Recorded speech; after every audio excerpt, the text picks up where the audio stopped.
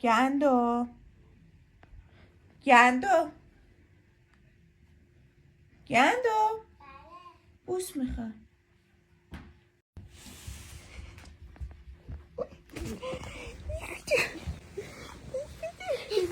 بوس بدی بوس.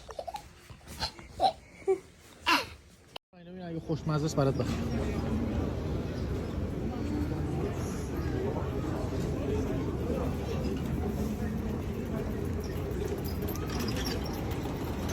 مزه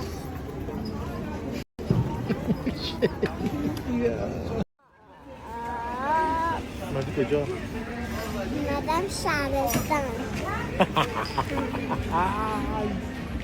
بابا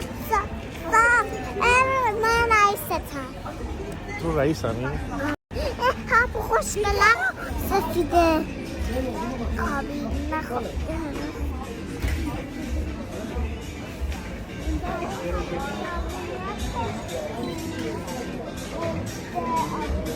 چی گفتی گندم؟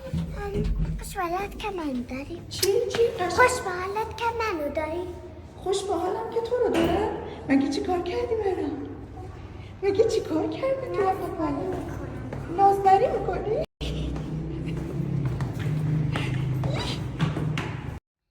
بابا رفته روز تولد فرداد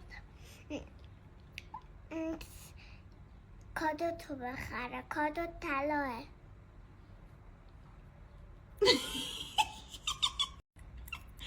تو چرا اینا رو میگی؟ ها؟ بابا گفت رفتی خونه مامانو سورپرایز کن. الان سورپرایزم داری میکنی؟ سورپرایز کردم. سورپرایز شدی؟ خیلی اشکم نرومد. من مریضم. تب دارم. معده‌م داغه. خب باید چیکار کنیم مامان؟ باید شربت بخورم. مامان تلخه که تو برای چی دوست داری؟ نه شیرینه. شیرینه؟ خب من به چه شربت به تو مثلا چای نبات میدم. مثلا چای نبات. مثلا چای الکی گفتم اینو باز کن من بخورم. مامان نه شربت الان نباید بخوری، اون برای شباست. نه مثلا اینجا بیرون شبه. مثلا چی میگی الان تو؟ محمد اومده. محمد کیه؟ محمد داداش تو.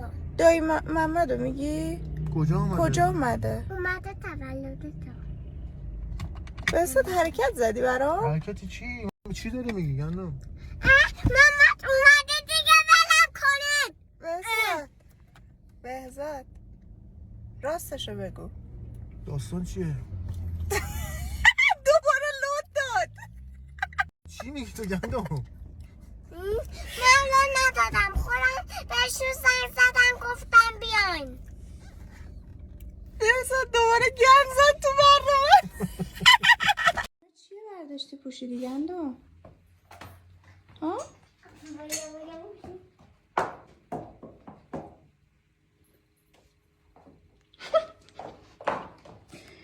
بچه من گفتم بیا از اینکه خیلی سورپرایزات رو تونستید حفظ کنی نظرت چیه؟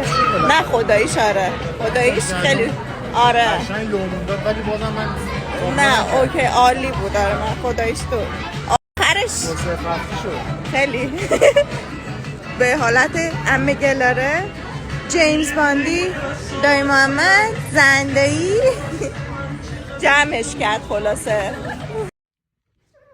واقعی من تولد کیه؟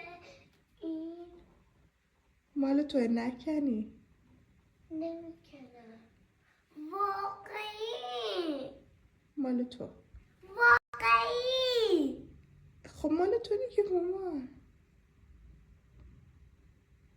مامان ولی یکی باشه. خب بگو مال چیه؟ خب مال من.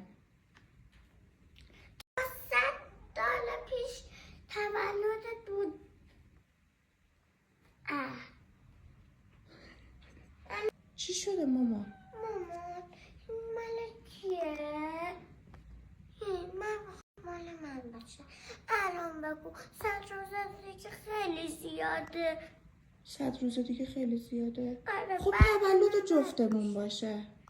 نه تولد جفتمون. دوستم تولد